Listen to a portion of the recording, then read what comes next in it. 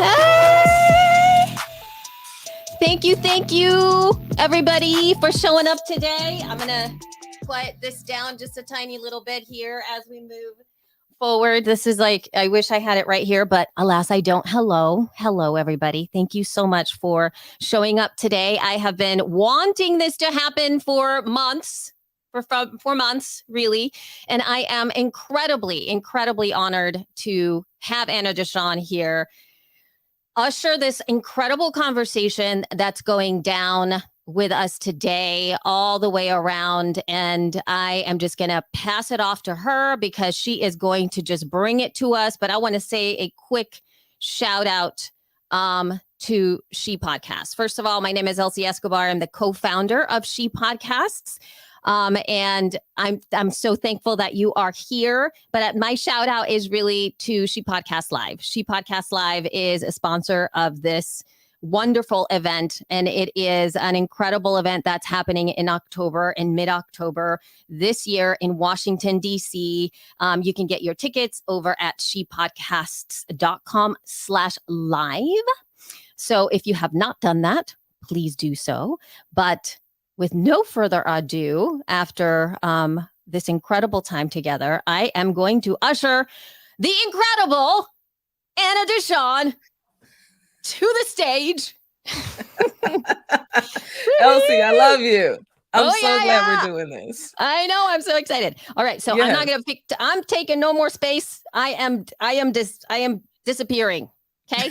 I'll be here behind the scenes. Here we go. That's right. She's doing her thing behind the scenes. I'm so grateful to Elsie and She Podcast for partnering with us at the Cube on this event, right? We're going to have a good time tonight. Unapologetic, being Black and queer in podcasting. Family, I am Anna DeShawn, co-founder of the Cube and host of the Queer News podcast. Happy Pride, happy Black Music Month. We're going to talk about it all tonight. I'm really excited. So here's the deal. I grew up in the church, so I need some call and response. Okay, let's get this chat going. I want to know that y'all are engaged. Let's start with you all telling us where you're tuning in from. Okay, I know folks will be tuning in across the country. Where are you tuning in from? Tell us if you got a podcast. Let us know what your podcast is. Let's start having conversations. And let me tell you a little bit about the flow, because I think this broadcast is actually going to be a whole lot of fun. So I'm going to have one-on-one time with each of our special guests. I got 5 minutes with each of them to hear more about their why, hear more about their podcast, hear more about how their identities all come into play with their work. It's going to be great. And then we're all going to come back together for the Q&A. So as you're listening, please type your questions into the comments. Elsie is in the background looking out for all the good ones, because I got a list of questions, but I'm going to be asking a whole bunch of questions today. So I would love to take your questions during the Q&A. So don't hesitate. If you've got a question, definitely put it into the comments. Now, this is going to be so much fun. I want y'all to say hi to all the panelists. So let's bring them up. Goddess KoCo, right, with the Sex KiKi podcast. Hey, we got J Ray with Q Points is with us as well. What up? And then we got Sally with Afro Queer is in the building. Don't y'all worry. Aeon, right, with the Girl Down podcast is coming. Don't y'all worry. She coming. Okay. She's coming. Get your questions ready. But man, y'all so beautiful and glowing. What's happening, y'all?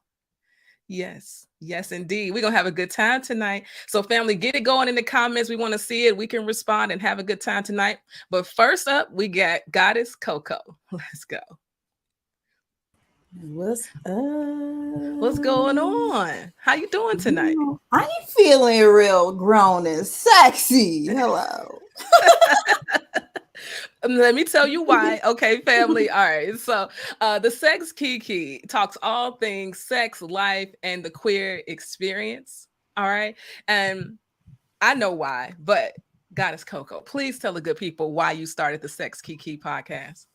Honestly, an extension of the forums that began in Chicago, where I was hosting community forums to talk about all things sexuality, community, and just like to strengthen our erotic intelligence. And so the Sex Kiki podcast Bloom to also be archival. It's an easy way to people to access information, to hear about these topics, and also to do it in the comfort of their own homes. I also talk a lot, and I was like, I need an outlet. So, podcasting just aligns, but also like, it's fun, it's creative, it's also like about that throat chakra and having a means to kind of work through all of that energy. So the Sex Kiki began. I love it. And to your point about the archive, right? I have gone and I've listened to quite a few episodes. Some of your top episodes have been on threesomes. Sex with Friends was another really popular one. And then the one with Rashida, Sex is a God thing. Tell me, why do you think those three podcasts in particular really hit with people? I think because people love fucking their friends. Hey, no, I think because, I think sex brings us closer to God. Whatever you believe God is, even regardless of the God in you as a divine being, the God in the sky, a Christian God, whatever spirit, universe, however you call it. But I think that, sex is like a direct connection to that energy. And so I think when we talk about like sex is a God thing, particularly with Rashida, I think that like people have had so much trauma around their connection to, religion and their sexuality that topic was like, a highlight for people. I grew up in the church. I grew up Baptist. I'm a practicing Buddhist now. And I think that like, prayer is the consistent thing across the board, no matter what, religion, practice, whatever. And so I think, sex is a God thing was like, supporting people in their pleasure, supporting people in their spectrum of understanding and coming into their own divine sexuality. And I think that like, I've had so many conversations with people on purity culture and things like that. And so I think that was for that one was the key. When it comes to threesomes, I feel like that's like one of those popular sex acts that most people are like, I want to try, like threesomes is like, for me, it's like the lighthearted, the introductory to like, let me do something a little out of the ordinary, right? And also like, I think that people are just curious, and I appreciate that. And so even if, having a threesome is not something you're interested in, the fact that you can listen to a podcast and hear other people's experiences is beautiful. Yeah, I think that also too, like sex with friends is like a slippery topic. Like Lucy Stool, Chicago, well-known, a drag queen, says sister dick will make you sick. And I'm like, like, I think there's a lot of my like sexual experiences have been with friends, like people who I have like romantic friendships with, or I've had solid foundations with, and we've, blossomed into a sexual connection. And that doesn't mean that all friendships, have that. But it's just to think about like, you know what I'm saying? Like, what are the boundaries in friendships, and like, how can we expand them? And like, if you already have a solid foundation or a solid connection with someone, is sex a possibility? And I also think about like compatibility and all these other things too. So I'm not here to determine that, but we got to use our wisdom. And sometimes it's safe to explore with friends, even in a kinky, non-sexual manner too. So I think of this with sex or without sex. So yeah.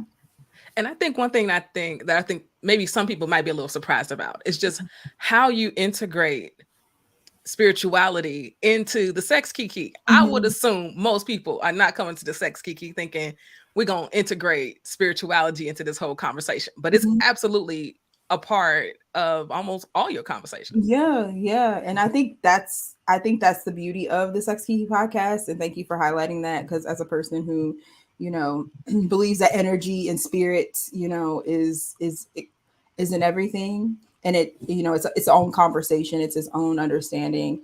And it tells on itself. Like sometimes we are not spiritually or emotionally ready to experience certain things, but the energy will tell us, like, will be transparent for us in a way that sometimes we can't be transparent or honest with ourselves. And so, yeah, I think that's like one of the highlights is having that spiritually anchored component for sure. Absolutely. And what do you think is one of the most common misconceptions people have about the sex kiki, or even about you, because you host the sex kiki? Yeah, it's so funny. Like I think people probably think my sex life is more popping than it is right now. I've been like really dry lately. I think that has changed obviously in like the last 3 days, to be honest. But I've been on this like, I think the key to sex magic is celibacy. So really understanding how my energy works and like what my creative force looks like, and what do I do with that energy when I'm in my shadow side, or I'm in my like avoidant side, and I'm utilizing sex in that way. So I've really taken a step back to kind of align with myself. And just on summer solstice, I had this like kundalini awakening in a way that has just been really powerful. I audio journal, so I might share the audio journal of that, because the Sex KiKi podcast is about me sharing excerpts from my sex journal, and so I might have to share that one.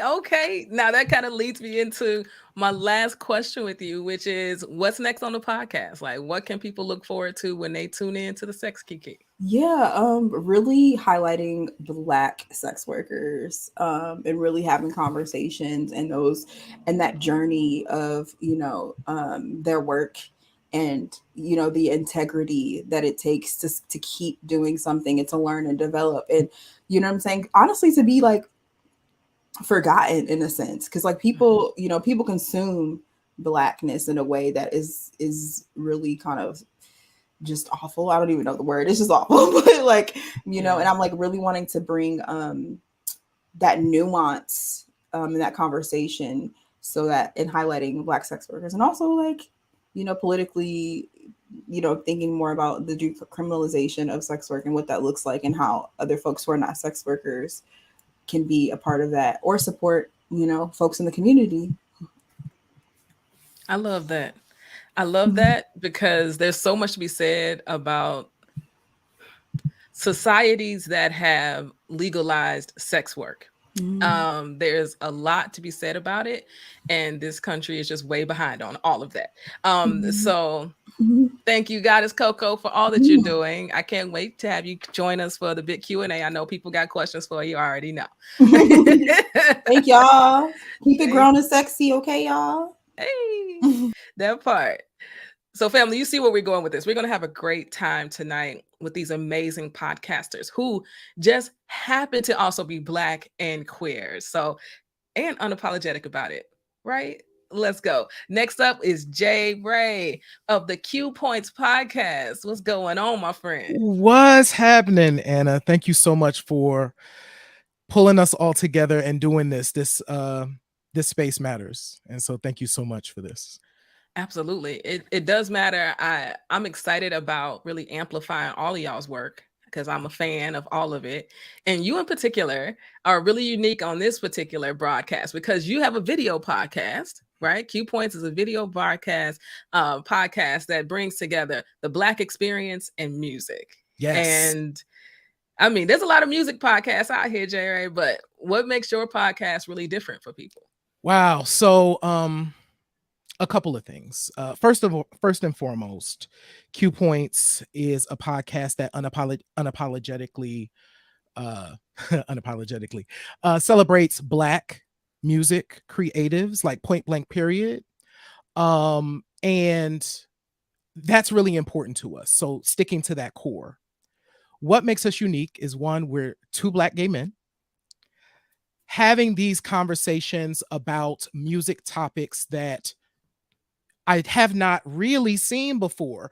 So having these very serious conversations about hip hop history, having these very serious conversations about masculinity in the space and health. We've had a lot of health conversations on our music podcast. And that's what makes us different. We take this opportunity on every show to dig deep about the music topics that mean the most to us, that have impacted us through our entire lives. And we create an opportunity to invite people to have those conversations with us. We kind of celebrate the fact that we're Gen Xers, and we kind of emerged at a certain point in time in life. And so we talk about those things that really, really mean a lot to us. And I think that's unique. We do it, we bring our entire lens, our entire selves to each and every show. And that's unapologetic. So I think that's what makes us different from a lot of music shows. Yep, it sure is. I mean, I knew the answer, but yes, absolutely, all of that. And in a month like June, where it's Pride Month and Black Music Month, you know what I'm saying? Do y'all do anything special? I mean, y'all embody it every freaking episode, but in this particular month, is there a special way that you celebrate or anyone that you highlight or amplify? I mean, when I think about someone living at the intersections of all of that, the first person that comes to mind for me always is Sylvester. Always. Of course. But tell me, what happens in June for you? So, it's interesting. So last year, our podcast started in 2021, officially in May.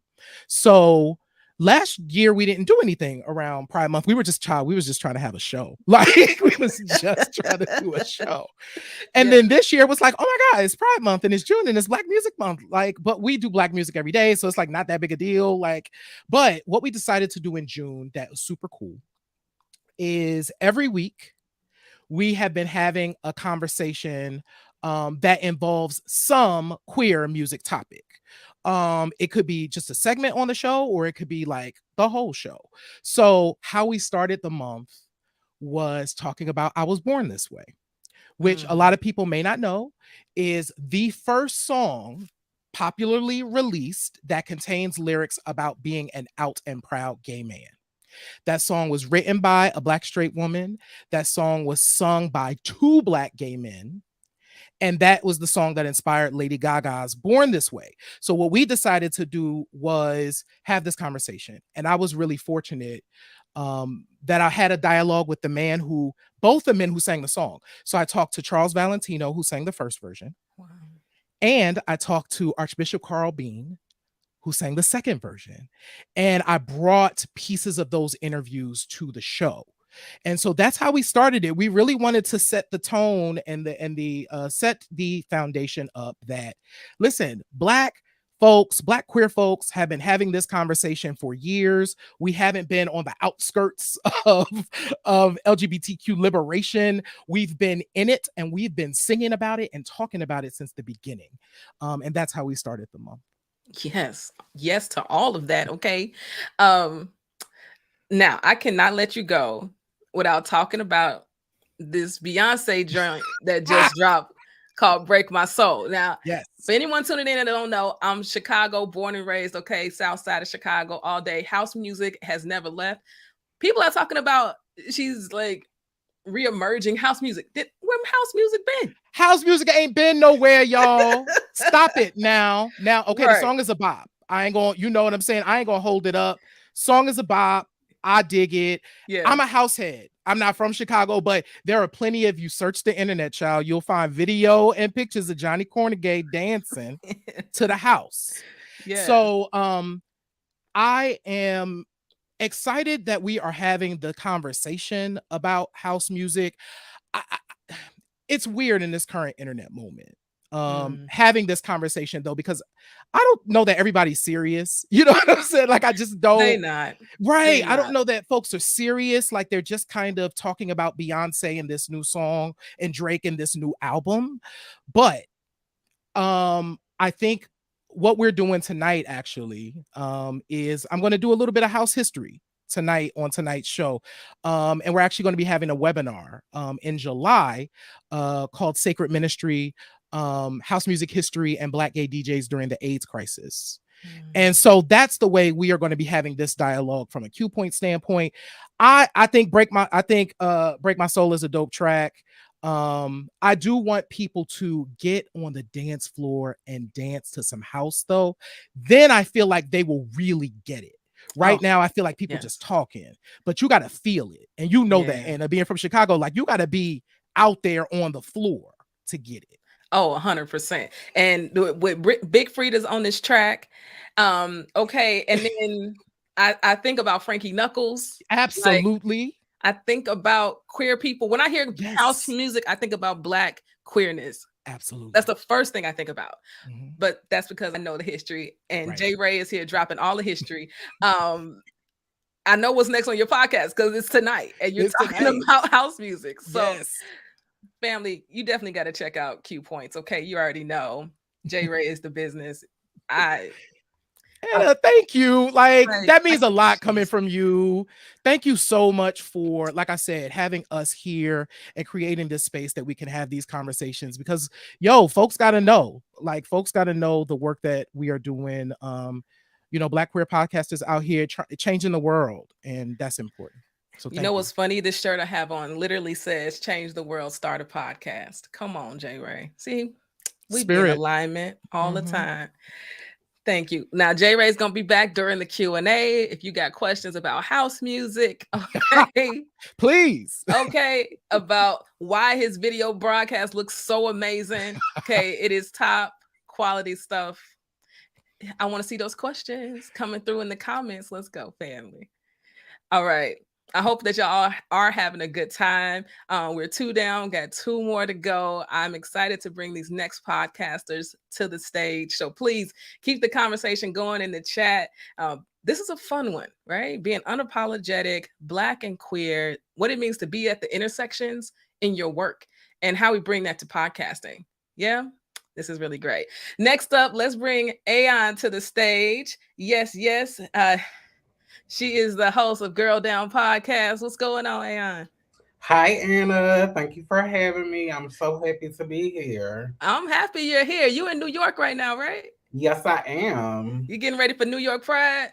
I originally came up here for Pride. I'm actually just coming back. We had an impromptu work retreat in the park, so it turned into a work trip / just come here and chilling trip. So it just, when I tried to get away and have some personal time for me, stuff got added to my calendar. So I kind of had to move and flow with how things are going. We be moving and flowing. That's all we can do. But let me tell y'all, Aeon is the business, okay? Her podcast is called Girl Down Podcast. And in the description, she says, I'm a Black trans woman in the DMV, unpacking the uncertainty of your 30s. Now, I'm in my 30s. There's mad uncertainty. I'm like, my back hurt. All types of things that's happening in my 30s that I did not know was going to happen. But there are so many ways in which you could have told your story, so many other mediums. I'd love to know why you chose podcasting as your space. Well, first, so a little bit about me. I'm one of the OG YouTube girls from back in like the early days of YouTube. So I had a channel.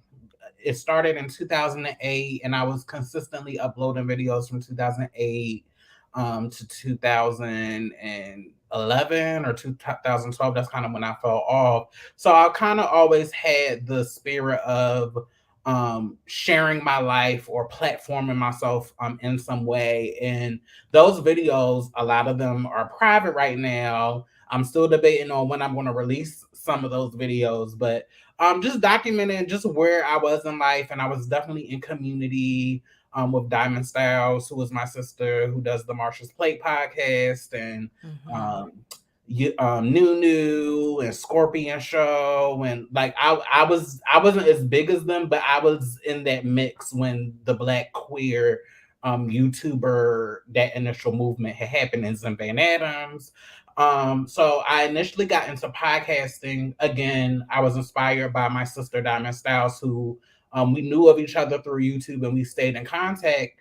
And Diamond is the principal host of Marsha's Plate podcast. And when I originally decided to do podcasting, I did a joint podcast with a friend, Samaya Turner, box number 512 podcast, Grown Black Trans Women Talk. So I started that podcast in the middle of the pandemic. I had no intentions on platforming myself in my private life. I was just finishing law school, preparing for my life as an attorney, kind of had like stepped away from activism and all the stuff that I was doing. But just private phone conversations with a homegirl and us saying, girl, we should be talking about this on a podcast. And then me having access to Diamond, and Diamond just breaking the podcasting game down to me. And just, there's still a lot of fire and just ingenuity that goes into having a podcast, but compared to actually having to create a video and show up on camera, it's kind of low. It's a low barrier entry. Like anybody can do it, and it's just easy to do. You just get in front of, get some. You don't even have to spend a whole bunch of money for recording equipment starting out. And it's just something that I've been able to learn as I went.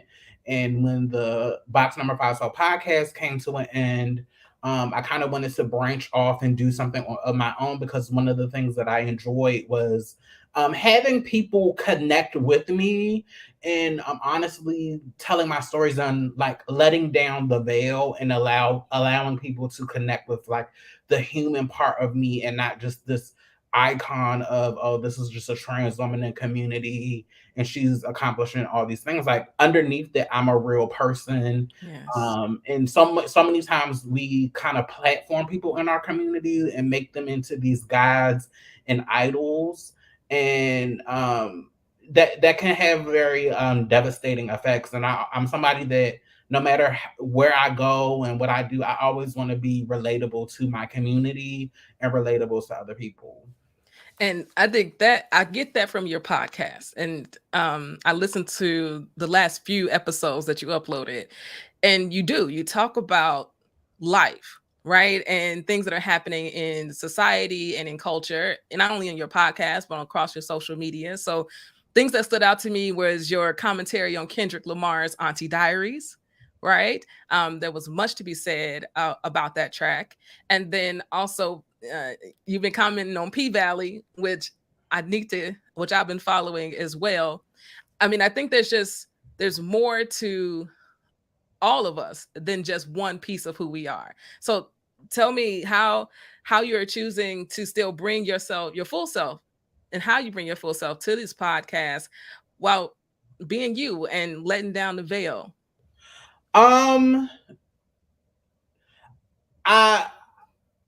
It's really about, so Girl Down podcast, the reason why I love it so much, and the reason why I just feel so much freer now in that space, is I can literally do an episode on whatever I want to do. Most times it's going to be on something related to a Black, trans, queer woman topic, because that's who I am. That's the life that I live. But I have so many interests more than meets the eye. And I'm the type of person, like when I really like something, I can get kind of obsessive and just go, and I want to know everything about it. Just like when I did my episode, and also I can bring other people into the conversation that normally wouldn't be a part of a trans podcast, but because I have this interest and this person who is non-trans has this interest, it gives us a way. It's a demonstration on how we can bond with each other. So for instance, I'm a super, super huge fan of RuPaul's Drag Race. Been watching since season 1. I did an episode with Maddie Rants, who has a social media movement dedicated mainly to the Drag Race franchise. I'm in the process of buying my first home, so I just wanted to do an episode because it's just a lot of things that I didn't know about buying a home, and sometimes I'll think of it, or sometimes I'll just be living my life and I'll have these conversations. It's like, well, if I didn't know this, maybe this is a conversation that I could be having with other people. So one of my friends from law school, her partner, who she just relocated to the DMV with, is a realtor. And before I was really against, I was like, girl, I don't want to buy a house. I don't want to be tied down to the loan. But me being able to meet her partner, and me being able to be educated in that way, and me showing that me, this iconic person, it's still stuff that I don't know, and I can still be educated, and I can create an opportunity to share that information on my platform. It's just about me not being afraid to show different sides of myself, and to show that while I do have some things that I know and I'm an expert in, there are other ways that I want to grow. And that's what's being human. That's what living a long life, a long, full, and well life. That's what that should look like. And I was just having this conversation with my coworkers. So I work at an organization that does legal representation for like transgender civil rights, and we were having a conversation about how we're so conditioned to lift up like trans victimization narratives. And don't get me wrong, like trans folks do go through horrible stuff because we are marginalized, but there's so many other aspects to our life where our transness is kind of in the backseat, and we have so many other things that bring us joy or make us angry, or all of that doesn't even have to do with our transness. It just does with us just trying to navigate life just like everybody else. So with this solo podcast, I can kind of expand and contract based off of like how I'm feeling and what rabbit hole I want to go down that day. And I love that, because that type of representation is so important. Because to your point, what people get in the news or in the media from certain outlets, from social, it can be all negative most of the time. It can be all disparaging things, but we know that there's also joy. Right. And we also know that there's beautiful moments and there's life outside of just your identity. Your identity is just one piece of you. So I love that you're doing that with your podcast. Family, go check out Girl Down Podcast. And Aeon's going to be with us during the Q&A. So y'all already know the deal. Get those questions going. Okay. If you got questions for Aeon, go ahead, drop them in the comments. Elsie's on the back end holding it down. So she'll be right back. See y'all later. Yes, indeed, family. We are almost towards the end here, and we're getting closer and closer to Q&A. So I'm excited to see what questions y'all got. I got my own, but I know you got some good ones too. Okay. Next up is my homie that I ended up having to meet in LA, and we're both on the south side of Chicago. Sometimes that's just how the universe works. So family, welcome Sally to the broadcast tonight. Hi, Anna. Hey. Hey, what's going on? It's good. It's so good to see you. Lovely to see you. Yeah, it is lovely to see you too. Family, let me tell y'all, I wanted Sally on the podcast for a couple of reasons. One, her podcast, Afro Queer, is phenomenal. I knew about Afro Queer before I met her. So there's that. Also, she's a founder herself, right? AQ Studios. Let me get it right. AQ Studios. And then there's also None on Record. That's you too, right? Mm-hmm. Okay, yeah. So she's just a founder, just a badass, okay, doing her thing. And so if you don't know what Afro Queer is, let me tell you, the podcast is about queer Africans living, loving, surviving, and thriving on the African continent and in the diaspora. And so there's just so much. We could be here all day. We really could. Okay. But let's just start with this. Like, why are these stories in particular so important to you? Okay, so I grew up on the south side of Chicago as well. I'm also a house head. I've been watching this, just so excited about all these shows. So I am so happy to be here. I just want to say that. But I'm also Senegalese, so I'm also West African. And coming up, growing up in the States and coming out as a queer person, I did not have a lot of queer African community here in Chicago. And it really was very isolating for me as a young person. And as I started to come into my craft as a journalist, I was really thinking about where are the queer African people and how can I bring them to me and really end some of this isolation. So I started traveling around the country. Also, I went to Canada as well and started documenting, creating an archive of first-person narratives of queer Africans who had immigrated either for asylum or for university or were first generation like myself. And through that work, I then traveled to the continent and started collecting there in West Africa and South Africa, and eventually opened the nonprofit that you're talking about, None on Record, in Nairobi in Kenya, where I spent the last 10 years living actually, and working on documenting stories of African LGBT people. And through that work, I launched Afro Queer. So we launched Afro Queer about 3 years ago, might be 4 years now. I don't know. The years are kind of all up in together now. And we're on our 4th season. And what we do is we're a documentary style podcast. We dive and we report. We do a lot of sound design. We do a lot of music design, but we are not necessarily as the producers or the reporters or the journalists in the show. I host, but I always hand it off to the storytellers to tell their story. And the reason why we created this medium was because podcasting is so accessible. It was a way for us, because also a lot of queer media is actually illegal to distribute in parts of Africa. So if I make a film, I even put it on YouTube, I'm definitely going to possibly be in trouble or could be arrested for making this content and then distributing this content. But podcasting was still so under the radar that we were able to create this show for multiple seasons before anybody knew what we were doing. You know what I'm saying? So we were traveling all over the continent, just doing really amazing stuff and then distributing it. And then, you know, the international community paid attention. A lot of queer Africans were listening. We won the Google Podcast Creators Program for the first year. And that was kind of the impetus that brought Afroqueer into a little bit more of a mainstream sort of space. And that has been so fantastic. Yeah. It is fantastic. And let me tell you, when I hear queer in Africa, I'm like, danger, like my signals are going up. Like, is it safe? Like the laws, the homophobia, like I know of organizations here in Chicago that take folks in who are seeking asylum, right? Like, yes. That is all very, very true. And I think, yes, I think that a lot of some of the other panelists also touched upon this. We have so much complexity in our experiences, you know.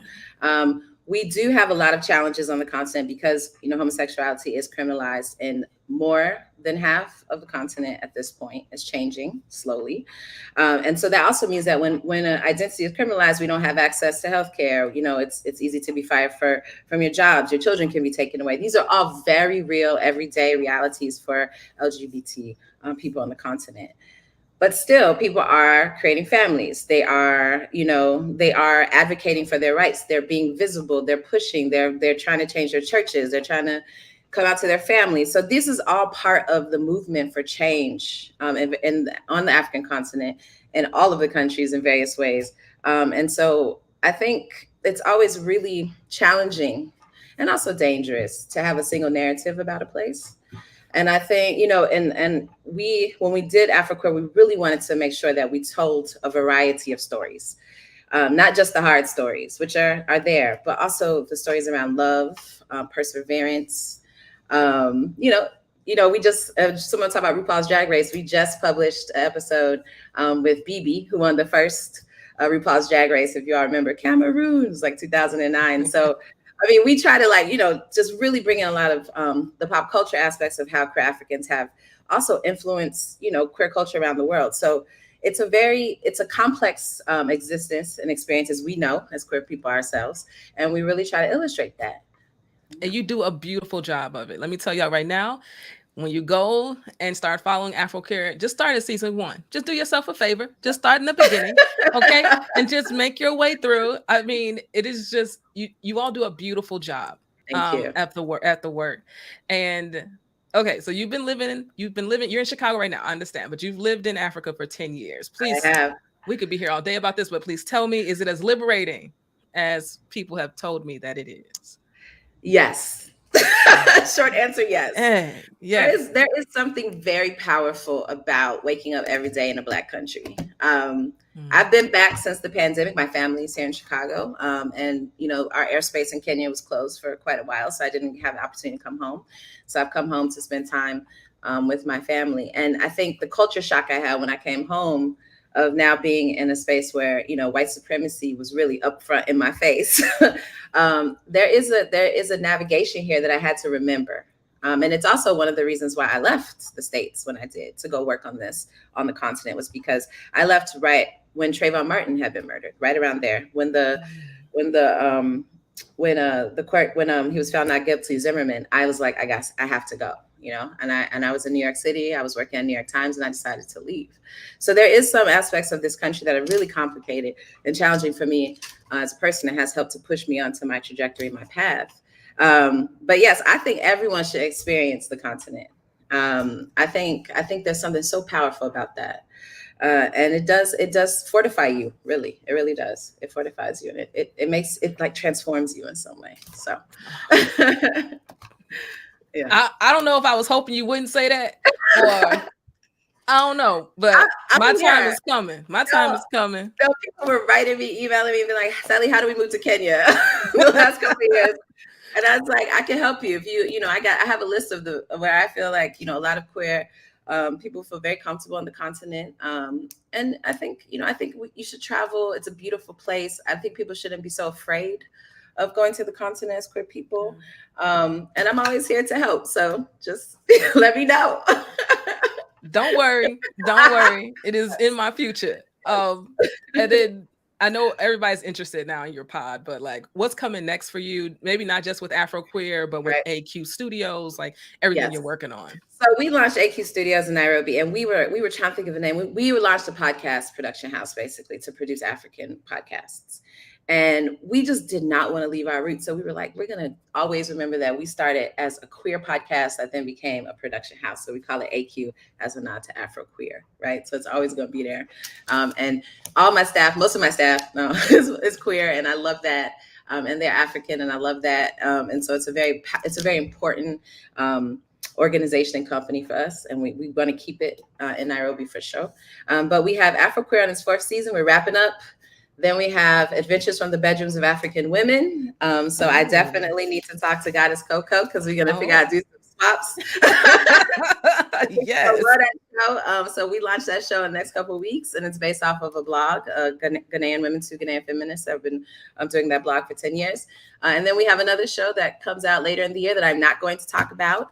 And then we have some pitches. People are pitching us. So we're looking to do some African, and we do diaspora. So it's African, but it's also African diaspora. So we try to do some narrative podcasts and really just put our skill sets to getting great podcasts out there made by queer people from a queer company, and sometimes not queer people from a queer company. Like, it's just so fantastic. That's all I'm saying. Like, it just makes so much sense to me. Yeah, exactly. I love all of that. I love all that you're doing, Sally. Everyone's a fan. Just go check out Afro Queer, everything that she's doing, because these stories are so important. The stories that these creators are sharing, the movements that they're creating with their communities is so crazy impactful. And there's just, when you're living at all these intersections, right? When you're Black, when you're queer, when you're a woman, your social location and your perspective is just incredibly different. And it's our own superpowers, and we bring all of that to the work. So I know y'all got questions. I mean, I got them. So let's get everybody back, Elsie. It's time for Q&A with all these amazing creators doing amazing work. What's going on, y'all?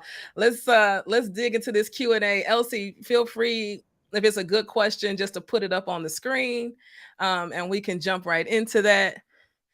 What a wonderful way to spend a Thursday evening. All right.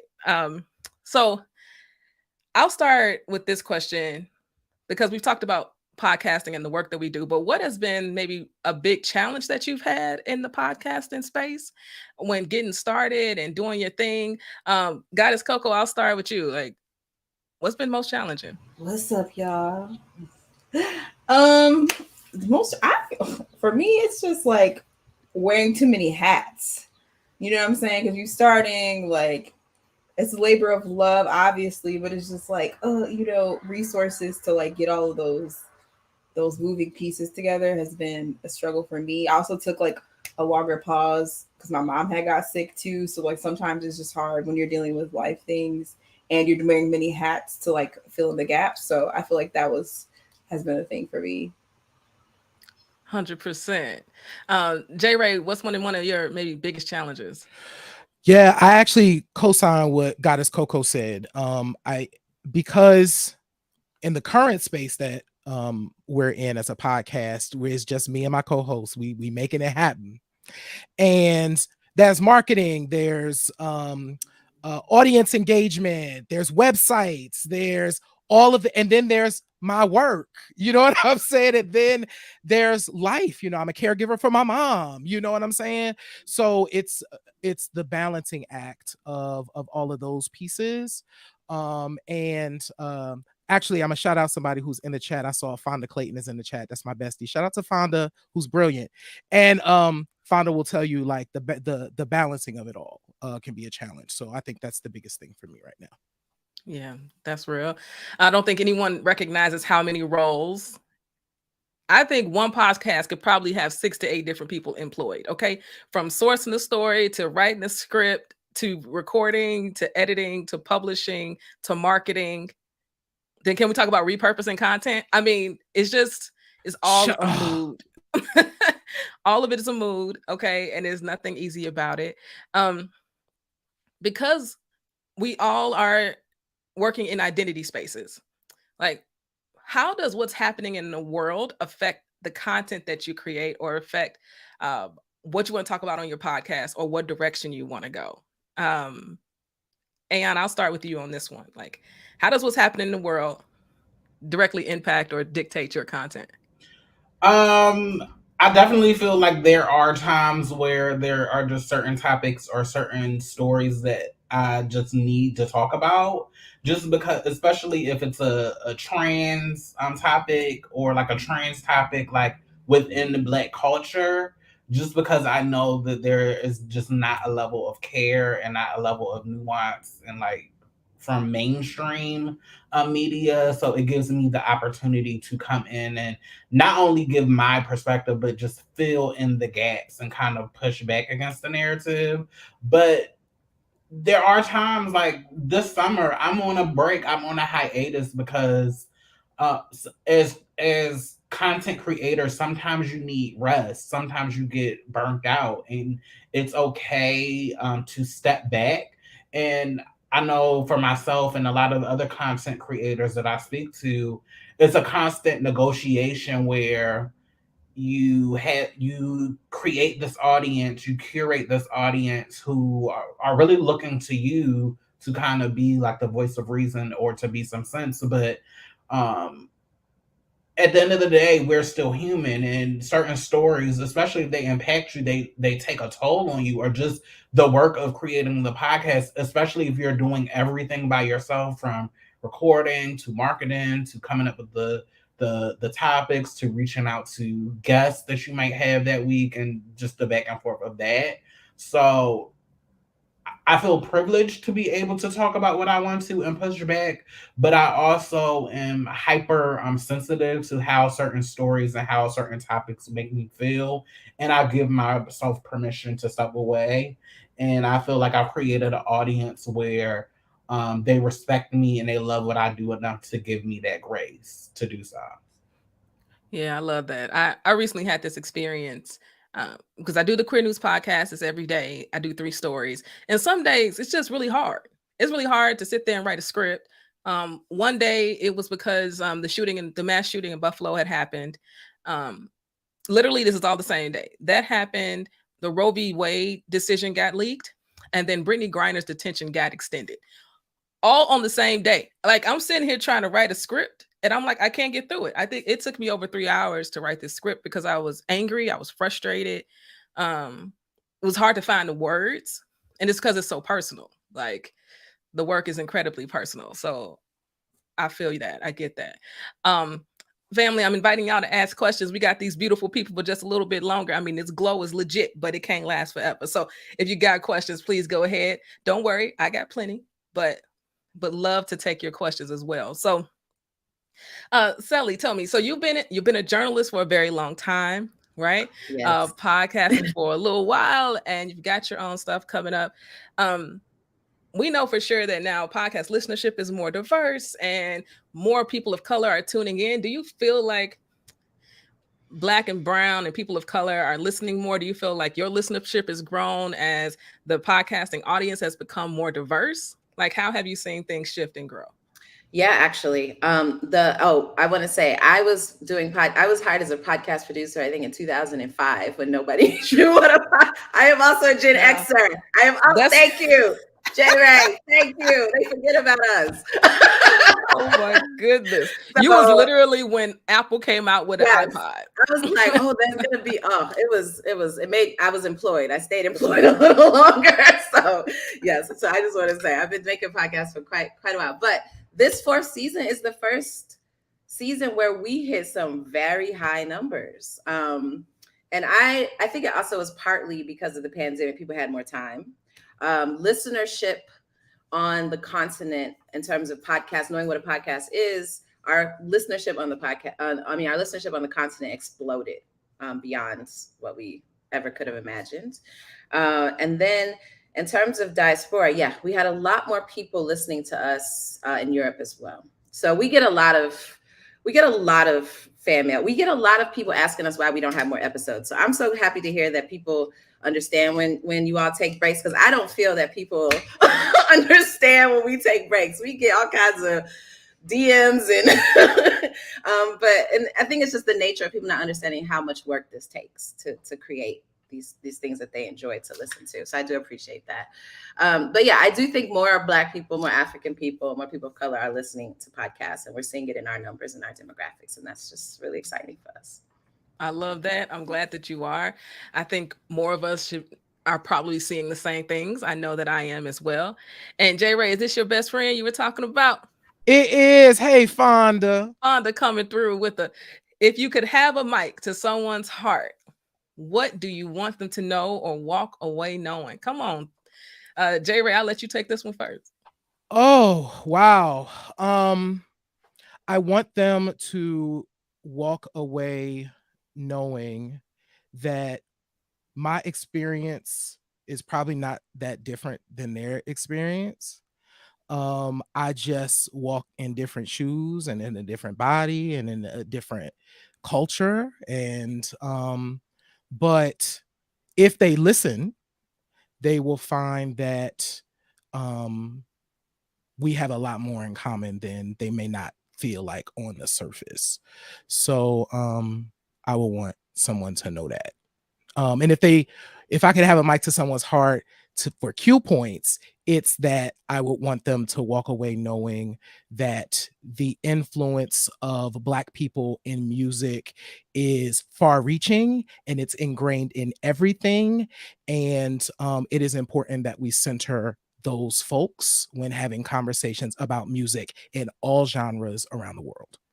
Love it. Goddess KoCo, what would you do? What would you say if you had a mic to someone's heart? I would just say pleasure is political, and there's no separation between what we do in our personal lives and how that manifests politically or communally. And I feel like Black, queer, and trans folks experiencing pleasure and joy is our birthright, and nobody's going to take that from us. And I believe in preservation, and I believe in also I believe in Afrofuturism, and I think that when it comes to our pleasure and our sexuality and the way music and all of these other intersections, the way that we embody them and the way that we utilize them as conduits for change is the revolution. And I would also say that too, since the sex KiKi is spiritually anchored, it's like having those practices so you are not so your spirit is unwavering to the point where no one can take that pleasure away from you is essential too. And that takes a lot of heart energy, and you know what I'm saying? Keep going, keep moving. Pleasure is political. That's what I gotta say. Yes, I love that. I love all of that. And we're coming to the end of our time together, which is sad because I don't know where the last 53 minutes have actually gone, but I hope that y'all have enjoyed this conversation. I want to end with one question for everyone, because I know that we probably got some queer folks tuning in, but we probably got a lot of, as I call y'all, heteros, the straight folks are tuning in as well. And I think that they probably often wonder how they could be better allies, how they could be better comrades in this space. So I love for y'all, if you had anything to say to our allies and comrades that are tuning in about how they could be better allies in the podcasting space or just in life, to folks who live at the intersections of being Black and queer, I would love for y'all to share your initial thoughts about that. Aeon, I'll start with you. I had a feeling you were going to come to me, but I was going to take the mic anyway. Hello. It, to me, is not rocket science. Start by acknowledging the people right in your immediate circle that you invisibilize. I had the pleasure of doing a project, and I can't give the details about it, but the cis folks who were a part of the project, or who are supporting it, they are allowed to invisibilize queer folks in a way that we don't feel real to them. So it makes it easier for for them to enact violence on us, ignore when violence happens to us, make jokes at our expenses, and then they try to flip it around like, well, trying to change how I am is so hard and it's so much. And it's like, no, you have queer folks in your family. You have trans folks in your family. How are you showing up for the it's about doing the community work. How are you showing up for people? It's about taking the little leverage and the little power you have and showing up the people that you are in close proximity to. It's about everybody knows how to get on the phone and look for the most ignorant stuff and look up everything else, but you can't take the time to look up a podcast that can educate your ignorant self on trans issues, on queer issues, where you actually have those people taking the time and the blood, sweat, and tears to actually curate the content so you could be a little less ignorant. So I would say you don't have to do this grand gesture to be an ally or to do the right thing. It starts by looking around you, you literally using your fingertips to get access to the information and to do better. Because when folks want to be ignorant, y'all have all the common sense and all the knowledge, and you know how to connect the pieces and make the links work. So like, do it in the intention to not be ignorant and to be liberating for the queer folks that are like right around you in your families and in your communities. Yes. Thank you. And Sally, what you thinking? I was thinking in terms of, and I want to second all that Aeon said. I think is right, it's correct. It's in the African context, and particularly in the podcasting world there. Even though we are a very successful podcast, there was so much homophobia that we went up against working within our own medium in terms of our podcasting medium. And because we were so successful, it made people interact with us and work with our content. And what we try to do, and what I've always been pushing a lot of the African podcasters to do, is to actually make space for queer narratives within the podcasting community. If we're going to do swaps on feeds, if you're going to be bringing in queer stories, etc., you got to make space for this, because they will actively try to close us out. And they would have been very successful doing that with us if we weren't as successful as we were on our own. So we are part of making space for the next generation of queer podcasters who are coming up on the continent. But I'm also pushing the larger mainstream African podcasting space to do that as well. And I think that's very important to what we're trying to do here. Absolutely. J. Ray, what you got? I definitely echo everything that Aeon and Sully have said. And I think it's really comes down to just engage. It's to Aeon's earlier point, it's not rocket science. Just we're having conversations, participate in the conversation, share it with people that you know, like engage in it. And I think that's the most important thing. I think to be an effective ally, you just have to see us as human, and see us as, you know, folks that have lives and stories, just like you got a life and story. And that's it. Engage with us in that way, and that'll go far. And then when we're not in the rooms, check people. I think that's huge too. When we not in the room, you need to check folks for us, because we black, we talking, these are black issues. So that's what I got. Love it. Goddess KoCo, take us out. Well, you know, I'm in the presence of excellence, so thank y'all. I will say everybody said everything really great. I would say I'm about the grand gestures now. Put your money where your thoughts is at. We need, you know what I'm saying? Because when it comes to power, you know, as a dom, I'm like, when it comes to power, people, you know, the money talk. We need resources. We want to create more spaces for other creators. We want to grow our teams and, like, you know, collaborate with other people. I'm gonna need y'all to throw some motherfucking dollars and some strong, some large ones, because I'm over this. We should not have to struggle to get by. We should not have to be for change, all that. But y'all love consuming us. Y'all love the content. Y'all love Love the girls. Love all of this. Look, we need our coin because we got shit to do. Yes, we do. Thank y'all so much. Thank you, Aeon, Sally, J. Ray, Goddess KoCo, for joining me on this podcast. I curated this thing as because I really appreciate all of y'all's work, and now other people are going to appreciate it as well. So thank you so much. I also want to say a big thank you to She Podcast for partnering with us on this broadcast. Big up to LC, who's working in the back, working all hard, making sure this is all working. All right. And making sure we look good. The branding is dope. Okay. So thank you, LC, for that. And I want you to go check out these folks' podcasts and share it with someone else. Right. I think we've said it on this podcast that podcasting is accessible. Right. You don't have to see anybody necessarily. I mean, you're going to see J. Ray and Sir Daniel. They're really cute. But audio podcasting allows for you to listen and to learn and to take in stories. And stories allow us to humanize people, right?